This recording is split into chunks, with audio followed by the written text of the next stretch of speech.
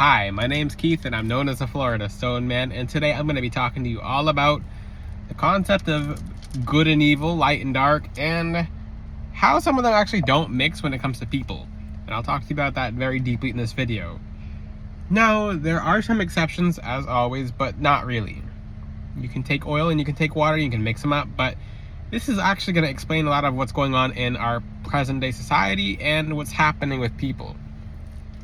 Now, yes, I'm going to use this as an example. This is happening with a lot of pastors.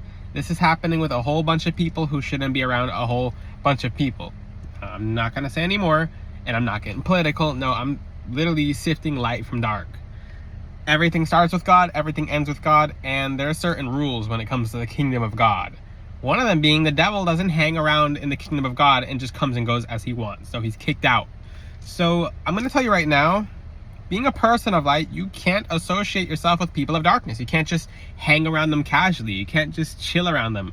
It doesn't mix. Unless you are there to heal, then you gotta peel. So if you're doing the world some justice, if you're helping that person move closer to light, if you're helping that person become a higher, better version of themselves, you're there to do one job. You're not there to chill. You're not, because energy contaminates. Energy, it just crosses over. It goes from a gradient from high to low.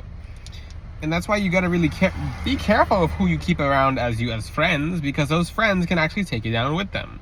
And yeah, if you see a car going really fast in the background, I'm on the beach right now, so yeah, people are going fast through parking lots. Hopefully not. There's some crystals against that. But back to my video topic. The thing about that is, you have to break yourself apart from people who are around you who are just flat out dark, or you just won't be able to grow. And this is why, what happens if you're there to help them? Then it does cost you some of your energy. But when you use certain crystals, it purifies the energy. So at the end of the day, when you're helping someone like that, you might be a little more tired, simply because you're literally giving your energy to help transmute someone, to literally help that person change their energetic form. So it does cost you a portion of yours. You can never say, oh, I helped this person and I didn't use any energy. Nope, that's not how it works. That's why when it comes to, and some people will give their spiritual gifts away for free and they'll end up losing their gifts. They'll end up losing the gifts permanently, having zero access to them even though the gift is there, or they'll just have no energy to even operate, which is usually goes along the 3 lines. So this contaminates your spiritual gifts. It contaminates your finances, your love life, etc. Because if you're keeping people around you, let me use love life as an example. If you are a person of light, you're a person of God, and you're a person of good, and you come across people who are like, sometimes they're just meant to like cross your path as a lesson, but you're around those people, and these people have, maybe they're somewhat abusive, maybe they argue, maybe they swear, maybe they have chronic bad relationships, and these people are just not good because they're the one causing the problems. But you put yourself around them because you like other things they do. You like, well, this person's friendly, they're nice, but they're really bad in relationships, but not to you. The energy of that transfers. You have to understand, if this person's doing bad, if this person's doing evil behind the scenes, you're gonna pick up their habits. So whatever's going on in that person's love life, what if they can't have a happy love life? Let's just say they fight all the time, they argue all the time. That energy transfers over to you. So you're picking up on their habits and you're not knowing why you're having these happen to you. Now, and this is usually for people, and for people who come to me for help and they're just like, well, I'm having all these problems come up out of nowhere. And I'm like, okay, the first question is, who are you around? Oh, there's just my friends, just these people at the gas station. I'm like, you want to become a multimillionaire or a multi-billionaire, and you're hanging around people throwing rocks in front of cars at a gas station? Not to throw anyone else under the truck as an example, but a lot of younger kids too is like, you'll see younger kids, and the ones that succeed are the ones that are kind of like exiled, the ones that are like made weird, the ones who are made strange. So they don't essentially fit in that bubble, they don't fit in that group because that energy was too pure to be around that vibration. So the vibration, oil and water, it just sifted itself. So you actually sometimes have to drop your vibration to stay around evil people. I'm gonna go back to this example. So people of God have to be representatives. So, I mean, you don't have to be, but if you're going to be an authentic person of God and you represent God, you can't be doing stuff of the devil. It's not how it works. It's just not how it works. You can't, in that scenario, you can't enter heaven and hell at the same time. They're two separate spaces. When do you hear about demons going casually into heaven? They don't. That's not their energetic space. They're kicked out. When do you hear about angels chilling in hell? When they're fallen, when they're on a vibration that they can't get into heaven. So it's oil and water. You can shake them up and you can mix them together. They can probably hang out here together on Earth, which even when they're on Earth, a fun, interesting fact is angels can't always perceive demons and demons can't always perceive angels, because it's as if they're in two different spots, two different parts of a building. So if you have level 1 of a building and level 10, the angel's on level 10, this being's on level 1, even though it's on Earth. So what happens if you put yourself around people who are just flat out angry? Well, if you're around people who are always angry, you're going to pick up, because you can just kind of brush it off every now and then. So if this person's yelling and screaming and fighting and literally fist fighting people constantly, and you're around them enough, then you're going to be constantly fist fighting people too. Like, you'll just pick up and adopt the habits. Energy transfers. You have to keep in mind, think of your aura as literally becoming the same aura. So if you have a bubble of air and a bubble of air and you push them two together, it's literally science. So those two air bubbles are literally becoming with each other. So I don't want to ick you guys out, but you got to get the concept of this. So you're technically swapping. It's like kind of, your aura is, and this sounds completely strange and bizarre and weird, and I hope this doesn't freak anyone out. It's kind of like your aura is kind of hugging against their aura when you guys are hanging out. So for example, these bad people who are just really bad people, and they sometimes go to good people for help. Now, you do what you're supposed to do, and you help them. But when you stay around and you casually chill, that's why even people in the gym, for some people who are just flat out not getting better in a place of darkness, I'll hi and bye them. I'll be like, hi, bye. Hi, bye. And it's not being mean, it's not being rude, it's, I've offered the help. You either take the help, you have the option to help, but karmically, energetically, that help is there. So if I associate myself with that person anymore, then I somehow pick up some kind of habits, some kind of karma, some kind of etc. Especially, for example, I'm going to use, I'll just use this as an example. So let's just say one person, if I decide to hang out with that one person, I'm going to use myself as an example, and that person has all these bad habits and they're not of light, and maybe they're in the process of moving closer to God, but they have work to do, and I'm getting very, like, you can never stop moving closer to God. I don't care what anyone says, you can never be too close to God. You can always move yourself closer. What do you think heaven's about? Little sneak peek. You're always moving yourself closer to God on a vibration, on a karmic level, on your spirit, on your higher self. You always move yourself closer to God. For people who say, I'm the closest to God that any human can be, that's ego. You're actually away from God. That really hurts. That hurts for some people to hear. I'm the closest person to God. Okay. I'm not going to say any more about that, because I'm not trying to put anyone down, because I do hear people say that I'm the closest person there is on this entire planet to God. Well, if that was the case, you'd have probably got brought up there by now, but you get what I'm saying. I'm not trying to be mean or anything like that, because a lot of people are like, I'm very close to God, but the thing is, your relationship either moves closer to him or away from him. Once you start accumulating ego, you fall away from him without knowing it. That's why these demons go after nuns. It's because once a nun thinks they're so perfect, there's a certain set of demons that corrupt nuns, because they wait for them to get very prideful. Oh, I have the closest relationship to God. And then that's where they fall. They stop becoming humble.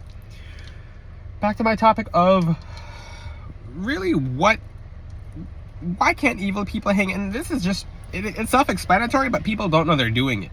So you have to be able to recognize it by looking. Look to see, because you're going to have people come into your life as a test, or you're going to have people around you who change vibrations. Nothing stays the same.